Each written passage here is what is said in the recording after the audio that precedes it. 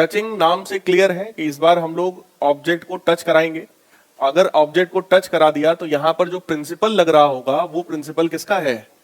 Conduction का principal है। जैसे दो में से कोई एक रॉड आप उठा लो, लेट अस सपोज हमने पॉजिटिव चार्ज वाली रॉड को उठा लिया, ये वही ग्लास रॉड है, पॉजिटिवली चार्ज्ड ग्लास रॉड, और लेट अस सपोज इस रॉड को हमने रब किया किसी एक अनचार्ज्ड मेटेलिक स्फीयर में। Let us suppose we have rubbed this glass rod, rub नहीं जबकि टच कराएंगे हम लोग केवल अनचार्ज्ड मेटेलिक स्फीयर में। तो सबसे पहली बात यह है कि अनचार्ज्ड का मतलब क्या है? अनचार्ज्ड का मतलब यह होता है कि this sphere is neutral in nature. Neutral in nature का मतलब बेटा क्या है? इसमें जितने प्रोटॉन्स रहे होंगे उतने ही इसमें इलेक्ट्रॉन्स भी हैं। कई बार आप लोगों को ये कंफ्यूजन हो जाता है, टीचर जल्दी जल्दी बता देता है अनचार्ज्ड मेटेलिक स्फीयर है, तो उन बच्चों को लगता है अनचार्ज मतलब उस स्फीयर पे जीरो चार्ज है, उस पे कोई चार्ज ही नहीं है।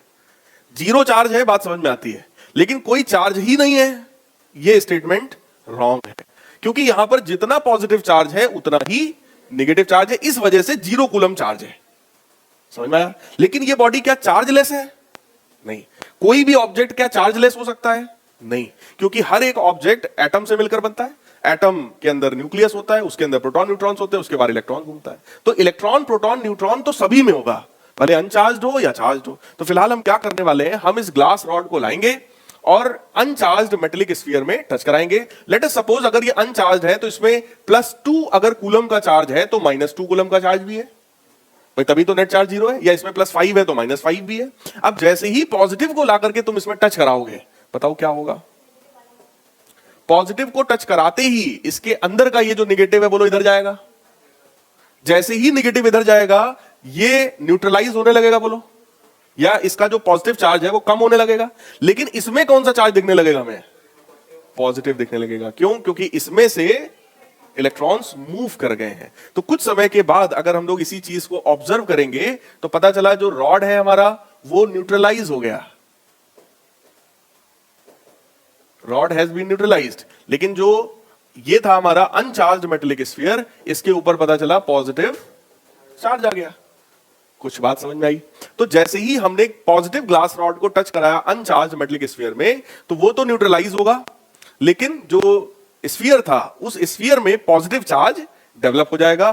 तो रीजन वही है क्योंकि इसमें से इलेक्ट्रॉन निकलकर इसमें गया, और निगेटिव ही बोलो मूव कर सकता था तो मूव कर गया। पक्की बात है? इसमें लिखिए जरा, the process of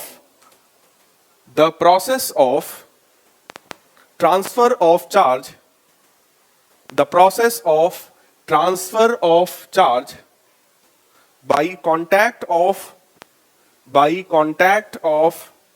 two bodies, by contact of two bodies is known as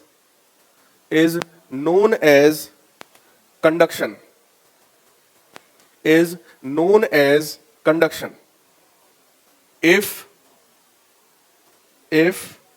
a charged body is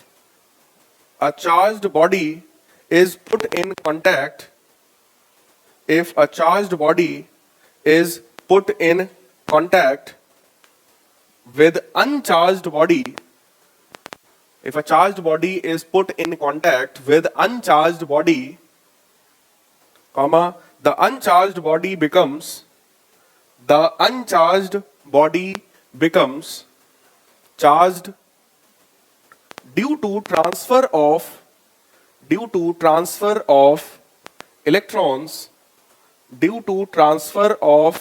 electrons from one body to the other body, from one body to the other. लिख लीजिए, बना लीजिए diagram.